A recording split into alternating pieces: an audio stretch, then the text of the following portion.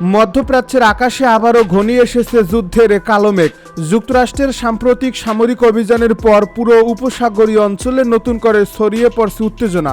একের পর এক বিস্ফোরণের খবর, আকাশ জুড়ে সক্রিয় বিমান প্রতিরক্ষা ব্যবস্থা, ড্রোন ও ক্ষেপণাস্ত্র ঠেকানোর চেষ্টা এবং পাল্টাপাল্টি কঠোর বক্তব্য, সব মিলিয়ে পরিস্থিতি এমন এক পর্যায়ে পৌঁছেছে যেখানে যে কোনো মুহূর্তে সংকট আরও বড় আকার নিতে পারে বলে আশঙ্কা করেছেন বিশ্লেষকেরা। যুদ্ধের এই নতুন বাস্তবতায় শুধু ইরান ও যুক্তরাষ্ট্র নয়, উপসাগরের অন্যান্য দেশও নিজেদের নিরাপত্তা নিয়ে নতুন করে হিসাব নিকাশ শুরু করেছে।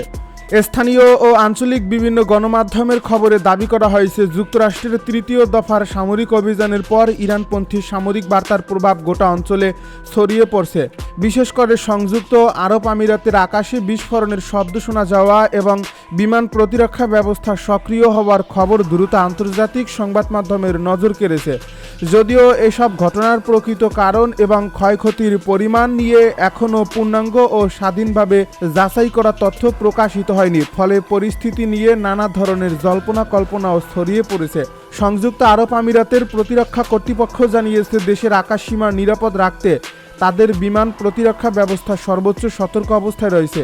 পাশাপাশি ড্রোন ও সম্ভাব্য ক্ষেপণাস্ত্র হুমকি মোকাবিলায় প্রয়োজনীয় প্রতিরক্ষামূলক ব্যবস্থা নেওয়া হয়েছে বলেও দাবি করা হয়েছে। তবে কোনো হামলায় কতটা ক্ষয়ক্ষতি হয়েছে, কোথায় হতাহতের ঘটনা ঘটছে কিনা কিংবা অবকাঠামোগত কোনো বড় ধরনের ক্ষতি হয়েছে কিনা এসব বিষয়ে আনুষ্ঠানিকভাবে বিস্তারিত তথ্য প্রকাশ করা হয়নি, ফলে পরিস্থিতির প্রকৃত চিত্র এখনও পুরোপুরি পরিষ্কার নয়।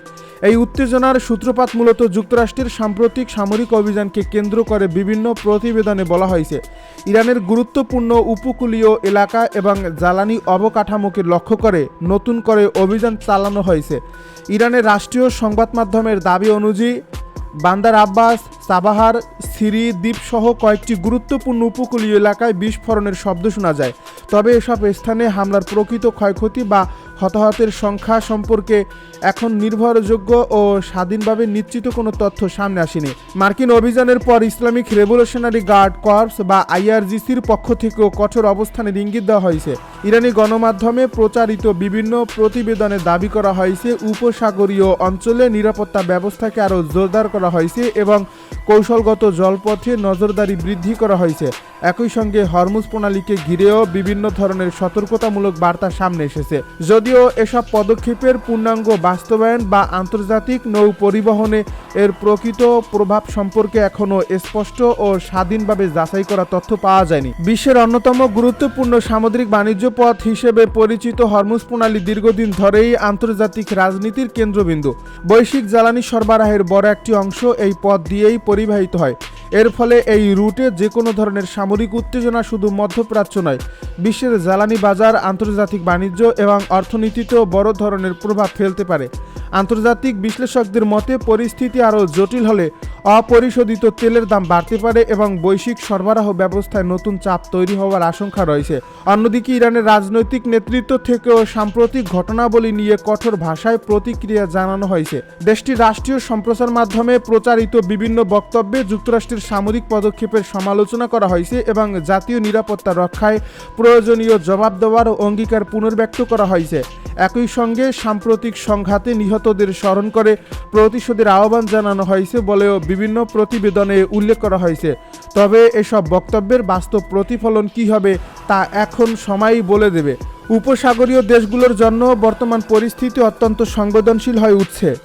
একদিকে যুক্তরাষ্ট্রের সঙ্গে দীর্ঘদিনের নিরাপত্তা সহযোগিতা, অন্যদিকে প্রতিবেশী ইরানের সঙ্গে ভৌগোলিক ও অর্থনৈতিক বাস্তবতা, এই দুইয়ের মধ্যে ভারসাম্য রক্ষা করাই এখন সবচেয়ে বড় চ্যালেঞ্জ। এর ফলে প্রকাশ্যে কোনো পক্ষের প্রতি অতিরঞ্জিত সমর্থন দেখানো কিংবা সরাসরি বিরোধিতার সিদ্ধান্ত ভবিষ্যতে নতুন কূটনৈতিক সংকট তৈরি করতে পারে বলেও মনে করছেন আন্তর্জাতিক সম্পর্ক বিশ্লেষকেরা। এদিকে আন্তর্জাতিক সম্প্রদায় ক্রমবর্ধমান এই উত্তেজনা নিয়ে উদ্বেগ প্রকাশ করছে। বিভিন্ন দেশ সব পক্ষকে সংযম প্রদর্শনের আহ্বান জানিয়েছে এবং আলোচনার মাধ্যমে সংকট সমাধানের উপর গুরুত্ব দিয়েছে। কূটনৈতিক মহলের আশঙ্কা, বর্তমান পরিস্থিতিতে সামান্য ভুল বোঝাবুঝি কিংবা সীমিত সামরিক সংঘর্ষ দ্রুত বড় আকারের আঞ্চলিক যুদ্ধে রূপ নিতে পারে।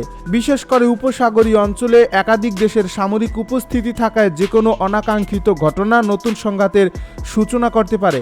সামরিক বিশ্লেষকদের মতে আধুনিক যুদ্ধ এখন শুধু স্থল, নৌ বা আকাশে সীমাবদ্ধ নয়।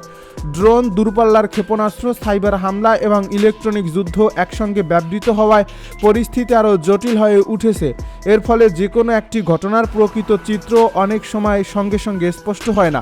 এ কারণেই যুদ্ধক্ষেত্র থেকে আসা প্রতিটি তথ্য স্বাধীনভাবে যাচাই না হওয়া পর্যন্ত সতর্কতার সঙ্গে বিবেচনা করার পরামর্শ দিচ্ছেন বিশেষজ্ঞরা। সব মিলিয়ে মধ্যপ্রাচ্যের বর্তমান পরিস্থিতি আবারও বিশ্ব রাজনীতিতে অনিশ্চয়তার নতুন মোড়ে দাঁড় করিয়েছে।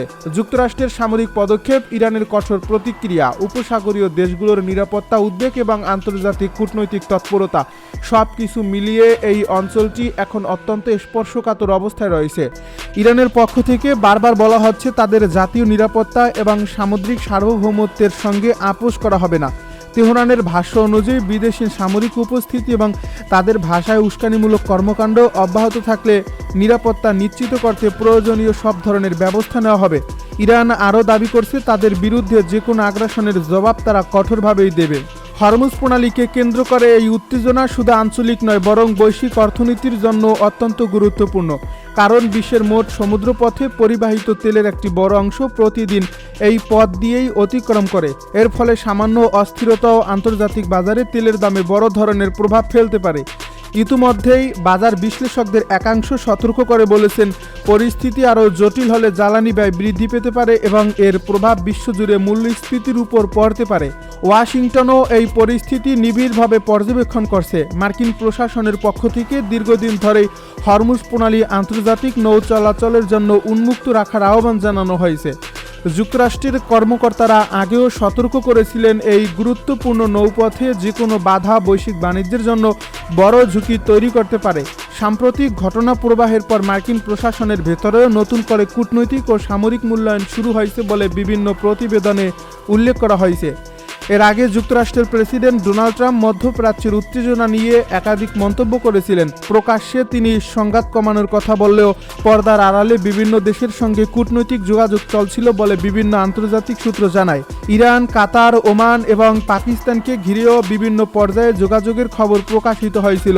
তবে সাম্প্রতিক পরিস্থিতি সেই কূটনৈতিক প্রচেষ্টাকে আরও কঠিন করে তুলছে বলে বিশ্লেষকদের ধারণা। এদিকে ইরানের পররাষ্ট্রমন্ত্রী আব্বাস আরাকচি ওমান সফরে রয়েছেন বলে একাধিক আন্তর্জাতিক গণমাধ্যম জানিয়েছে। সেখানে ওমানের কর্মকর্তাদের সঙ্গে আঞ্চলিক নিরাপত্তা, সামুদ্রিক চলাচল এবং উত্তেজনা প্রশমনের সম্ভাব্য পথ নিয়ে আলোচনা চলছে। ওমান দীর্ঘদিন ধরেই মধ্যপ্রাচ্যের বিভিন্ন সংকটে মধ্যস্থতাকারীর ভূমিকা পালন করে আসছে। এর ফলে বর্তমান সংকটেও দেশটির কূটনৈতিক উদ্যোগের দিকে আন্তর্জাতিক সম্প্রদায়ের বিশেষ নজর রয়েছে। এ প্রতিবেদন অনুযায়ী আলোচনায় এমন একটি কাঠামো নিয়ে কথা হচ্ছে যেখানে নিরাপদ নৌ চলাচল নিশ্চিত করার পাশাপাশি সংশ্লিষ্ট দেশগুলোর নিরাপত্তা উদ্বেগও বিবেচনায় নেওয়া হবে।